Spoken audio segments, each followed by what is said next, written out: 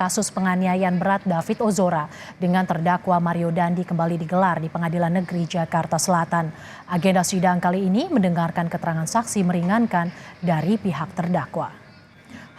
Hingga sidang dimulai, pihak kuasa hukum terdakwa Mario Dandi enggan menyebut nama saksi yang meringankan. Jaksa hanya bilang saksi berhalangan hadir dalam sidang kali ini.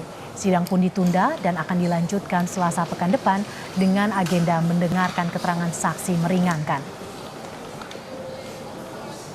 Dalam persidangan Mario Dandi, kuasa hukum Mario juga membacakan surat pernyataan dari ayah Mario yang juga ex-pejabat pajak Kemenkyu Rafael Alun Trisambodo.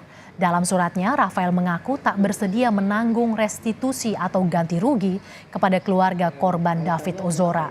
Alasannya, seluruh aset Rafael telah dibekukan oleh KPK dalam kasus gratifikasi. Rafael menyerahkan perkara ganti rugi kepada sang anak Mario Dandi yang kini jadi pesakitan. Dengan berat hati kami tidak bersedia untuk menanggung restitusi tersebut dengan pemahaman bahwa bagi orang yang telah dewasa, maka kewajiban membayar restitusi ada pada pelaku tindak pidana. Bahwa benar sikap kami pada awal kejadian perkara ini berkehendak membantu tanggungan biaya pengobatan korban. Sehingga kami memberanikan diri untuk menawarkan bantuan biaya pengobatan korban. Namun untuk saat ini kami mohon untuk dipahami kondisi keuangan teraktual keluarga kami, yaitu sudah tidak ada kesanggupan serta tidak memungkinkan untuk memberikan bantuan dari segi finansial. Aset-aset kami sekeluarga dan rekening-rekening sudah diblokir oleh Komisi Pemberantasan Korupsi dalam rangka penetapan saya sebagai tersangka atas dugaan tindak pidana gratifikasi. Jurnalis Kompas TV Renata Panggalo sudah bersiap di Pengadilan Negeri Jakarta Selatan. Selamat siang Renata, tak disebutkan namanya, apa ada bocoran soal siapa saksi yang meringankan Mario hari ini Renata dan apa perannya? Iya, Mercy dan juga saudara, sayang sekali tadi tidak disebutkan siapa yang kemudian menjadi saksi meringankan dalam sidang lanjutan kasus penganiayaan David Ozora dengan terdakwa Mario Dandi. Tetapi sempat dikonfirmasi kepada beberapa pihak, salah satunya Humas dari PN Jakarta Selatan yakni Juyanto yang menyatakan bahwa saksi yang dihadirkan oleh pihak kuasa hukum dari Mario Dandi adalah ahli pidana.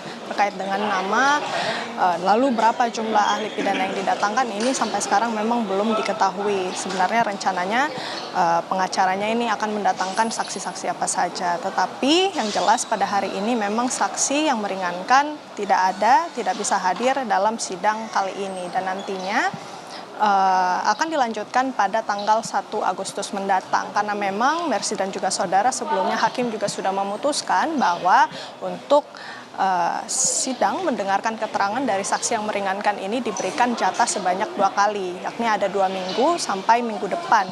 Untuk Mario Dandi sendiri ini diadakan setiap hari Selasa, sedangkan untuk terdakwa lainnya yakni Shane Lucas diadakan pada hari Kamis. Nah, selain itu juga Mercy dan juga saudara, selain tidak datangnya saksi yang meringankan pada hari ini, ada beberapa hal juga yang menarik dalam persidangan pada hari ini. Yang pertama adalah surat yang dikirim begitu ya dari ayah Mario Dandi yang juga merupakan tersangka tindak pidana korupsi yakni Rafael Alun Trisambodo. Ada 2 poin utama yang disampaikan oleh Rafael Alun Trisambodo dalam surat yang ia kirim. Yang pertama adalah Rafael Alun menyayangkan dirinya tidak bisa hadir sebagai saksi yang meringankan dalam persidangan untuk terdakwa Mario Dandi yakni anaknya sendiri. Dan yang kedua, Mercy dan juga saudara, Rafael Alun juga menegaskan bahwa pihaknya tidak mampu ataupun tidak sanggup untuk membayarkan restitusi ataupun ganti rugi untuk kerugian yang dialami oleh korban yakni David Ozora.